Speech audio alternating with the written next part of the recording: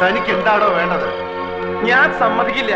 എന്ത് വന്നാലും നീ സത്യം പറയാൻ ഞാൻ സമ്മതിക്കില്ല. എനിക്ക് സത്യം പറഞ്ഞേ പറ്റൂ. എന്താണ് നിന്റെ അപ്പന്റെ പേര് ഹരിചന്ദ്രൻ? അല്ല, ഗോവിന്ദൻ നായർ. പിന്നെ എന്താണ് നിനക്ക് ഇത്തിരി കള്ളം പറഞ്ഞാല്? എനിക്ക് കള്ളം പറയേണ്ട കാര്യമില്ലല്ലോ. എന്റെ പൊന്നാൽഫി മോനെ. ഓ, അപ്പുക്കുട്ടൻ നായരുടെ മോനെ, ഞാൻ പറയുന്നത് കേക്ക്.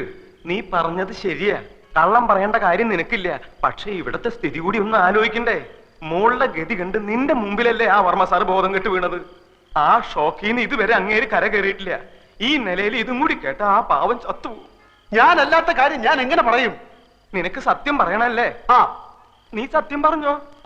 ഒരു 3-4 ദിവസം കൂടി കഴിഞ്ഞോട്ടെ, അങ്ങോട്ടൊന്ന് എഴുന്നേറ്റ് നിന്നോട്ടെ, എന്തും കേൾക്കാനുള്ള മനക്കെട്ടി അദ്ദേഹത്തിന് വന്നോട്ടെ. നിന്നെ ഞാൻ ഈ ഇരവിക്കുട്ടിപ്പിള്ള അദ്ദേഹത്തിന്റെ മുന്നിൽ കൊണ്ടുവന്ന് നിർത്തി സത്യം പറയിപ്പിക്കുക. അതുപോലെ അതിനിടെ ശരിക്കുള്ള വന്ന ഞാൻ കള്ളനാവില്ലേ? വരുന്നെങ്കിൽ എന്നേ വരണമായിരുന്നു. നമുക്കറിയാത്ത എന്തൊക്കെയോ കുഴപ്പങ്ങൾ നടന്നിട്ടുണ്ട്. ചന്ദ്രക്കുഞ്ഞ് വാ തുറക്കാതെ നടന്നോ ഒന്നും അറിയാനും പറ്റില്ല. ഇനി അഥവാ വന്നാൽ ഞാൻ പറയും. ഞാൻ പറഞ്ഞിട്ടാണ് നീ ഈ നല്ല കാര്യത്തിന് കൂട്ടുനിന്നതെന്ന്. പോരെ, ഒരു 3 ദിവസം നീ ഇവിടെ വരിക പോവാ. ഏതല്ലാത്ത ഉപകാരല്ലേ? നീ വരുമോ? 3 ദിവസം കഴിഞ്ഞാൽ ഞാൻ സത്യം പറയും. നീ നല്ല പയ്യനാണ്. നിന്നെ കണ്ടപ്പോഴേ എനിക്കത് അറിയാമായിരുന്നു. എന്നാ ശരി, ഞാൻ ഗുഡ് നൈറ്റ് പറഞ്ഞോ? ഇല്ല. Good night. Good night. ഞങ്ങളുടെയൊക്കെ പ്രാർത്ഥനയുണ്ട്, വേഗം സുഖാവും. പാല് ഫ്ലാസ്കിലുണ്ട്.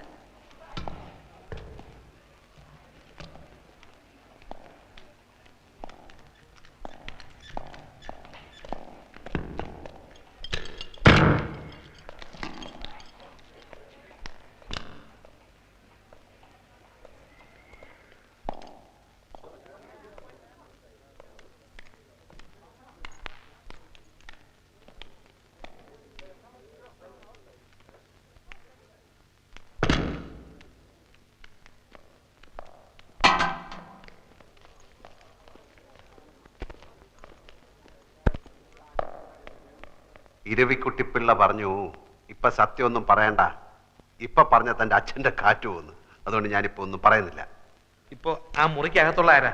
അതല്ലേ ചന്ദ്രകുഞ്ഞന്റെ ഭർത്താവ്. ഈ കക്ഷി അത്ര കപ്പാസിറ്റി ഉള്ള പാർട്ടി ഒന്നും അല്ലല്ലേ?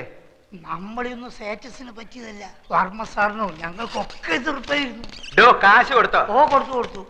ഇനിയിപ്പോ ഇങ്ങനെയൊക്കെ ആയ സ്ഥിതിക്ക് മരുമാനായി സ്വീകരിച്ചല്ലേ പറ്റൂ. പറഞ്ഞതെല്ലാം ഓർമ്മയുണ്ടല്ലോ. ഞാൻ പറയുന്നത് വരെ ഒരു സത്യം ഒരാളോടും പറയരുത്. സത്യം പറയണ നേരാവുമ്പോ ഞാൻ പറയാം.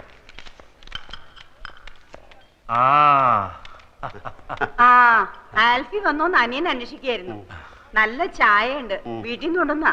നമ്മുടെ സ്റ്റേറ്റിലെ ചായപ്പൊടിയാ. ആൽഫിക്ക് ഇവരെ ആരെയും പരിചയമില്ലല്ലോ. ഇത് എന്റെ മൂത്ത പെങ്ങളാ. ഇത് പെങ്ങളുടെ മോള് ഹിന്ദു. ഇത് ശോഭ. ഇനി ഒരു പെങ്ങളുണ്ട് അമേരിക്കയിലാ, അമ്മുക്കുട്ടി. അവക്കൊരു മകനുണ്ട്, അവൻ ഡോക്ടറാ. പിന്നെ ഇവരെ പരിചയപ്പെട്ടിരുന്നല്ലേ? പരിചയം. ഇനിയിപ്പോ എന്തായാലും നമ്മളൊക്കെ ഒരു കുടുംബമായിട്ട് കഴിയേണ്ട ആൾക്കാരല്ലേ. അധികം സംസാരിക്കണ്ടെന്ന് ഡോക്ടർ പറഞ്ഞിട്ടില്ലേ അമ്മാവ? എനിക്ക് ആൽഫിയെ കാണുമ്പോ മനസ്സിന് വല്ലാത്ത സമാധാനവും ശക്തിയൊക്കെ തോന്നുക. ഇത് ഇരവി. അറിയാം. അങ്ങനെ അറിഞ്ഞാ പോരാ. ഞാൻ പഞ്ഞിക്കുരി ബിസിനസ്സുമായിട്ട് നടക്കുന്ന കാലം മുതല് ഇയാൾ എന്റെ കൂടെ ഉണ്ട്. ഇരവി വിഷം കൊടുത്ത് കുടിക്കാൻ പറഞ്ഞാലും അനിയൻ കുഞ്ഞും കുടിച്ചോളും, അത്ര വിശ്വാസ. ഞാനൊരു ക്രിമിനൽ വക്കീലായതുകൊണ്ടല്ല ചോദിക്കുന്നത്. വിഷമം തോന്നരുത്. ബന്ധുക്കളാരുമില്ലേ? അച്ഛൻ, അമ്മ, സഹോദരങ്ങൾ? അച്ഛനമ്മ സഹോദരങ്ങളുണ്ട്. അവരൊക്കെ അങ്ങ് ഡെറാഡൂണില്ല. അത് തനിക്കെങ്ങനെ അറിയാം? കഴിഞ്ഞ പ്രാവശ്യം പാലക്കാട്ട് നിന്ന് ചന്ദ്രയുടെ കോണ്ടസ കാറ് ഇവിടെ കൊണ്ടുവന്ന് കൊടുത്തില്ലേ? അപ്പൊ പരിചയപ്പെട്ടതാ. കോണ്ടസ അന്ന് പരിചയപ്പെട്ടതാ. എന്നിട്ട് അന്ന് താനത് പറഞ്ഞില്ലല്ലോ. അന്ന് നിങ്ങൾ കണ്ട കീരിയും പാമ്പും പോലെയല്ലേ? ഞാൻ മിണ്ടി കണ്ടു എന്നങ്ങാൻ പറഞ്ഞ എന്റെ മേൽ ചാടി കയറാനോ? ഓഹോ, അപ്പൊ ഇരവി മാമൻ മാത്രമേ നേരത്തെ ഇവിടെ ആൽഫിയെ കണ്ടിട്ടുള്ള ആളുള്ളൂ. എന്നാ ഞാൻ ഒരു സത്യം പറയാം. എന്നാ സത്യം ഞാൻ തുറന്നു പറയാം. ഞാൻ സത്യം തുറന്നു പറയാം. ഞാൻ സത്യം തുറന്നു പറയാം. രണ്ടുപേരും പറയാൻ പോകുന്ന ഒരു സത്യമില്ല. അപ്പൊ ആദ്യം ഞാൻ സത്യം പറഞ്ഞാൽ എന്താ? അപ്പൊ ആദ്യം നിങ്ങൾ സത്യം പറഞ്ഞാൽ ഞാൻ കള്ളനാവില്ല. ഞാൻ സത്യം പറയാം. സത്യമല്ലേ ഈ സത്യം? എനിക്കെങ്ങനെ കള്ളനാവണം? ഈ സത്യം ഞാൻ പറയാം. ഞാനൊരു ബിയർ അടിച്ചു. ബിയർ? ബിയർ. എന്നോട് ക്ഷമിക്കണം, ഞങ്ങൾ പരിചയപ്പെട്ടപ്പോ ആൽഫി പറഞ്ഞു ഒരു ബിയർ അടിക്കാമെന്ന്. ഇപ്പോഴത്തെ ടെൻഷന് ഞാൻ അന്ന് ആദ്യമായിട്ടൊരു ബിയർ അടിച്ചു പോയി.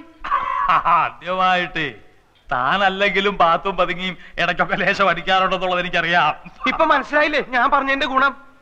പോവാ. ഇങ്ങോട്ട്. ആഫീസിൽ കുറച്ച് പണിയുണ്ടെന്ന് ഇയാൾ പറഞ്ഞു. ആൽഫി, എനിക്ക് ഇപ്പൊ നല്ല ആശ്വാസമുണ്ട്. എന്നാലും 2 ദിവസം കഴിഞ്ഞ് പോയാൽ മതി എന്നാണ് ഡോക്ടർമാര് പറഞ്ഞത്. അത് മതി. പ്രഷറൊക്കെ നോർമലായിട്ട് എനിക്ക് ചില കാര്യങ്ങൾ പറയാനുണ്ട്. ഇപ്പൊ വേണമെങ്കിലും പറയാം. ഇപ്പൊ വേണ്ട, മനസമാധാനമായിട്ട് ഭാവി തീരുമാനങ്ങൾ എടുക്കേണ്ട കാര്യങ്ങളാണ്. വർമ്മ സാറ് കിടന്നോണം. എനിക്കും ചില കാര്യങ്ങൾ പറയാനുണ്ട്. എനിക്കൊരു കാര്യം പറയാനുണ്ട്. നീ എനിക്ക് ഹൃദയസ്തംഭനം ഉണ്ടാക്കി ഇറങ്ങിയിരിക്കുക. ഞാൻ വിചാരിച്ചു ഒറിജിനൽ സത്യം പറയാൻ പോവാണെന്ന്. നീ നിന്റെ ഇഷ്ടത്തിനൊന്നും വിചാരിക്കേണ്ട സമയത്ത് ഞാൻ പറയാം. ഈ ക്യാഷ് ഉണ്ടോ? ഒരു 500 റുപ്പീസ് തരാൻ ആവശ്യം. ഒരു 500 രൂപ കൊടുത്ത്. ഓ അല്ല, ഇതിപ്പോ ആരെ കണക്കിലാ എഴുതേണ്ടത്? അത് നിന്റെ അമ്മായിയമ്മയുടെ പ്രസവത്തിന് പലഹാരം ഉണ്ടാക്കി കൊണ്ടുപോയ കണക്കിൽ അങ്ങോട്ട് എഴുതിയാ മതി. നീ കിന്നാരം ഒന്നും പറയണ്ട, പറയണത് കേട്ടാ മതി.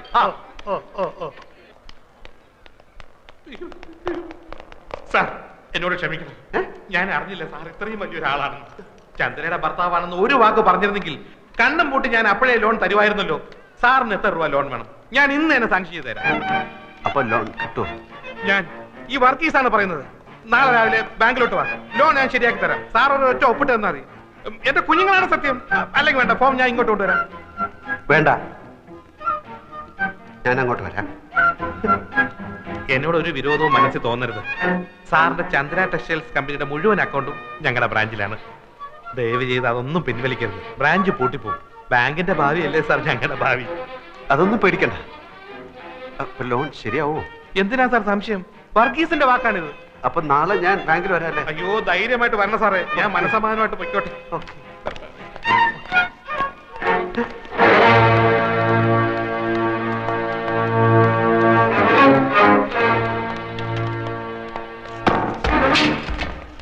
എന്ത് പറ്റിയടാ?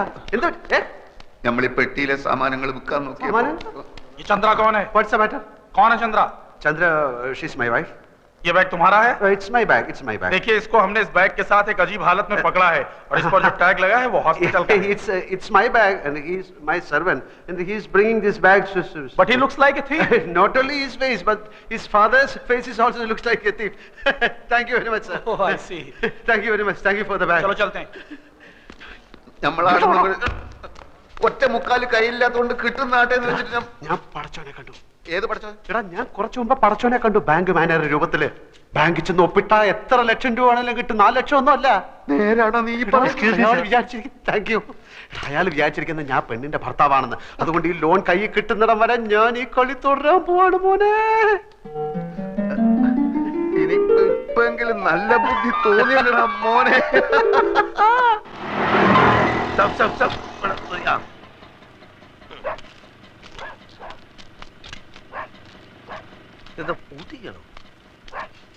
ഇവിടെ ആരും ഇല്ലേ? இங்க யாரும் கிடையாது சார். அவங்க வீட்டை காலி பண்ணிட்டு போயிட்டாங்க. எங்க தெரியாதுங்க.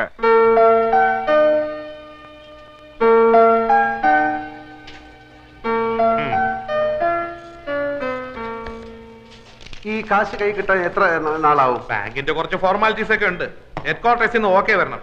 ഞാൻ റെക്കമെൻഡ് ചെയ്താൽ പ്രശ്നമൊന്നുമില്ല. എന്നാലും കുറച്ച് ഫോർമാലിറ്റീസ് ഒക്കെ എളുപ്പം വരുമല്ലോ അല്ലേ? സാറിന്റെ കാര്യത്തിൽ ഞാൻ ഉഴപ്പോ ഏറിപ്പോയ ഒരാഴ്ച. മതി മതി. പിന്നെ ഞാൻ ആശുപത്രി വരാം. എന്തിന്? അമ്മാവനോട് റെക്കമെൻഡേഷൻ. ചന്ദ്ര ടെക്സ്റ്റൈൽസിന്റെ അക്കൗണ്ട് മാത്രമേ ഇവിടെ ഉള്ളൂ. ചന്ദ്ര ടീയുടെ അക്കൗണ്ട് യൂണിറ്റി ബാങ്കിലാണ്. അതിങ്ങോട്ട് മാറ്റി കിട്ടിയാൽ അമ്മാവന് സുഖമല്ലായിരിക്കില്ലേ? ഇപ്പൊ വേണ്ട, ഞാൻ സൗകര്യമായിട്ട് ഒരു ദിവസം ആശുപത്രി വരാം. നല്ല മൂടി ഇരിക്കുമ്പോ നമുക്ക് പറയാം. ആ അക്കൗണ്ട് ഇങ്ങോട്ട് മാറ്റി കിട്ടിയ എന്റെ പ്രൊമോഷന്റെ കാര്യം ഷുവറാ. പിന്നെ സാറിന് ഞാൻ ലോണൊന്നും പറഞ്ഞ് 50-60 ലക്ഷം എഴുതി തരും. സമയാവട്ടല്ലേ? ഇതിന്റെ കാര്യം ഒരാഴ്ച.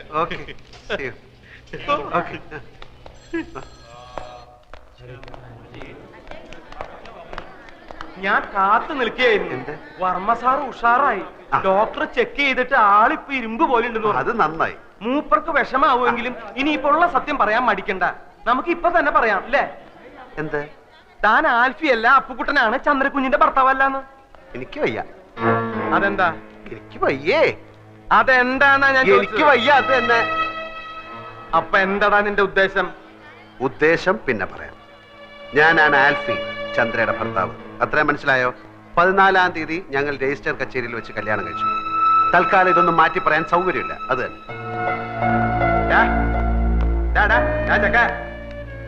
നീയല്ലേ പറഞ്ഞ സത്യം പറയാൻ പോവാന്ന്? താനല്ലേ പറഞ്ഞ സത്യം പറയണ്ടെന്ന്? അതപ്പോ. എന്നാ ഇതിപ്പോ.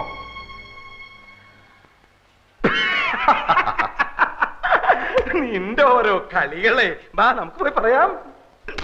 താൻ എന്താ കിണിക്കുന്നത്? അപ്പൊ നീ പറയില്ല അല്ലേ? ഇല്ല. വേണ്ടടാ, നീ പറയണ്ട. നീ ആൽഫിയല്ല കൂൽഫിയല്ല ഒരു തേങ്ങയല്ല, അപ്പുക്കുട്ടൻ എന്ന് പറഞ്ഞൊരു ഫ്രോഡാണെന്ന് ഞാനിപ്പോ പോയി പറയും. കോട്ടശ്ശേരി തറവാട്ടിലെ ഉപ്പും ചോറും തിന്ന് വളർന്നവനായി ഞാൻ. നിന്നെ പോലൊരു പെരട്ട നാറിയെ അവിടെ കയറി നിരങ്ങാൻ ഞാൻ സമ്മതിക്കില്ലടാ. നീ എന്താ കളിക്കുക? ഞാൻ കാണിച്ചു തരാം. ചവിട്ടി കൂട്ടി ഞാൻ പന്നി. താൻ പറയോ? പറയ മാത്രല്ല, ആൾമാറാട്ടത്തിന് നിന്നെ കൊണ്ട് കമ്പി ഇടിക്കണം. എങ്കിൽ നമുക്ക് ഒരുമിച്ച് എണ്ണാം. പോട ചെക്ക, നീ എന്താ എന്നെ പെരട്ടുക?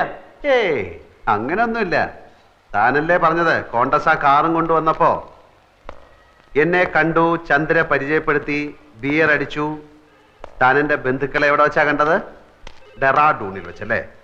ഇതൊന്നും ഞാനല്ലല്ലോ, താനല്ലേ അവരോട് പറഞ്ഞ് എന്നെ ഈ വേഷം കെട്ടിച്ചതും ചന്ദ്രയുടെ ഭർത്താവായിട്ട് അഭിനയിക്കാനും പറഞ്ഞത് താന്.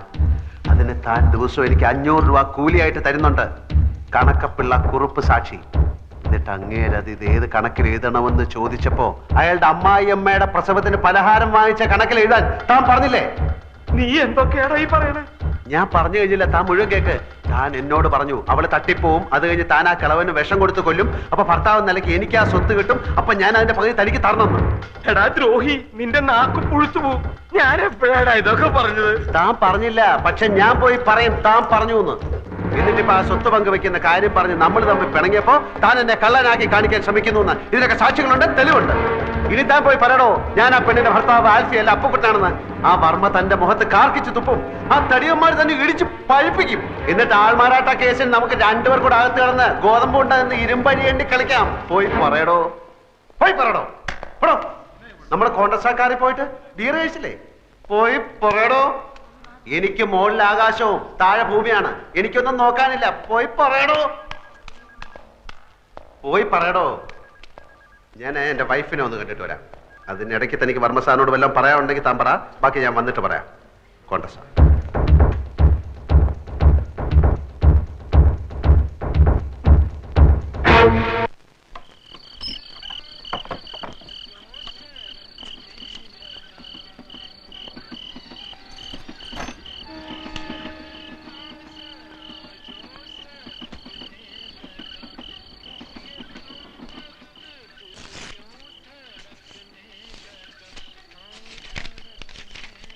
പ്രിയപ്പെട്ട ഏട്ടന്, ഏട്ടൻ എന്നാ ഇങ്ങോട്ട് വരുന്നത്?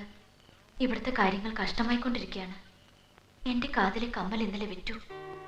കോടതി ഇന്നലെ വേനൽ അവധിക്ക് അടച്ചു. തുറന്നിട്ടേ വിധി വരൂ. അച്ഛന് ഊണും ഉറക്കവുമില്ല. ചിലപ്പോ ഒറ്റയ്ക്കിരുന്ന് കരയുന്നത് കാണാം. എന്നും ചേട്ടൻ എപ്പോഴാ വരുന്നതെന്ന് ചോദിക്കും. ഒരു സമാധാനത്തിനെങ്കിലും ഒരു എഴുത്ത് അച്ഛൻ എഴുതണം.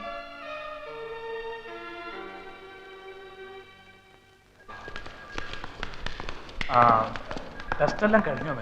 എല്ലാം കഴിഞ്ഞു. ചന്ദ്രപൂർണ്ണ ആരോഗ്യതയാ. പക്ഷെ ന്യൂറോളജിസ്റ്റ് സ്വല്പം കൺഫ്യൂഷനില്ല. അതാ ഞാൻ ഇവരോട് പറഞ്ഞുകൊണ്ടിരുന്നത്. ചന്ദ്രയുടെ ശരീരത്തിന്റെ ഏതെങ്കിലും ഭാഗം വിരൽത്തുമ്പെങ്കിലും ചെറുതായിട്ടൊന്ന് അനങ്ങിയാൽ മതി. പിന്നെ ആ കുട്ടിയെ എങ്ങനെ രക്ഷിക്കണമെന്ന് ഞങ്ങൾക്കറിയാം. അതുവരെ ഒരു പെർഫെക്റ്റ് ഡയഗ്നോസിസ് പ്രയാസമാണ്. ഞാൻ പറഞ്ഞില്ലേ, അവർക്ക് സ്നേഹവും പ്രതീക്ഷയും ധൈര്യവും കൊടുക്കുക. അത് ഹസ്ബൻഡിന്റെ കടമ. All the best. ഓക്കെ. തന്നോടൊരു കാര്യം പറയാൻ മറന്നു. ലേഹയുടെ ഫോൺ ഉണ്ടായിരുന്നു, അവള് വരുന്നു. ആൽഫി അന്വേഷിച്ചു. കുട്ടിയുടെ മോള് നിങ്ങൾ തമ്മിൽ നേരത്തെ പഠിച്ചോളൂ. പിന്നെ അവളല്ലായിരുന്നു ഇവരുടെ കല്യാണത്തിന് സപ്പോർട്ട്. ഞാൻ മോളെ കണ്ടിട്ട് വരാം.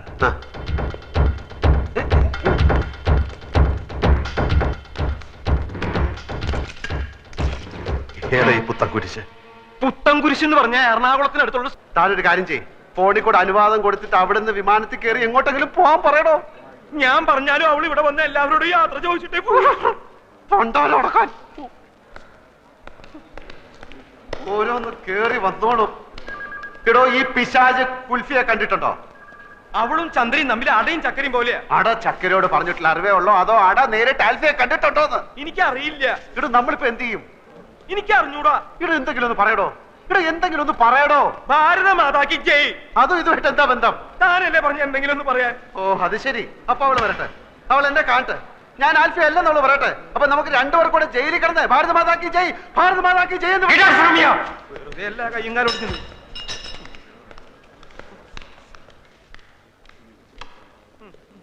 ഞാനൊരു വഴി കണ്ടുവച്ചിട്ടുണ്ട്. കുറച്ച് വിഷം മേടിച്ചത് എന്റെ പോക്കറ്റിലുണ്ട്. തീരെ നിവൃത്തിയില്ലാതെ വന്നാൽ ഞാൻ അത് തന്നെ തിന്നും. താൻ തന്നെ തിന്നാൻ വരട്ടടോ. ഞാനൊരു വഴി കണ്ടുവച്ചിട്ടുണ്ട്. വരട്ടെ, വരുന്നിടത്ത് വെച്ച് കാണാം.